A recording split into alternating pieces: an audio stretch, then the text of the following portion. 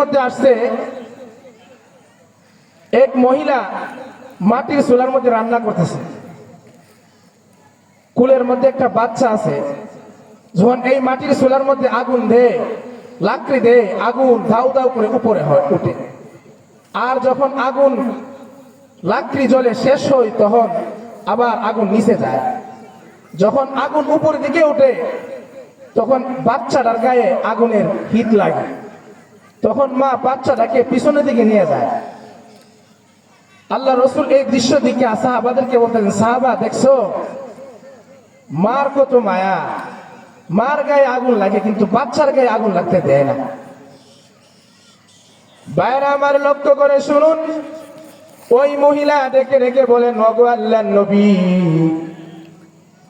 মা যতটুক সন্তানকে ভালোবাসেন, মা যতটুক সন্তানকে মহাব্বত করে, আল্লাহ কি তার বান্দা বান্দিরকে এতটুক মহাব্বত করেন না?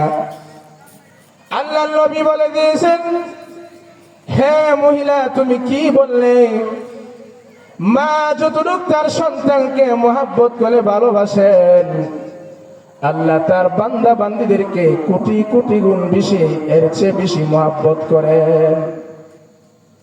মহিলা আবার ডেকে ডেকে বললেন, ওগো আল্লাহর নবী, তাই যদি হয়, পৃথিবীতে এমন কোন মা আছে যেই মা তার সন্তানকে যেই মা তার সন্তানকে আগুনের চুলায় দিবে? এমন কোন মা আছে পৃথিবীতে? আপনারা কি কোন এমন কোন মা আছে যে মা তার সন্তানকে আগুনে চুলাই দিব? জি না। ওগো নবীজি, এমন কোন মা আছে কি তার সন্তানকে আগুনের চুলাই দিবে? পৃথিবীর এমন কোন মা নাই তার সন্তানকে আগুনের চুলাই দেওয়ার জন্য।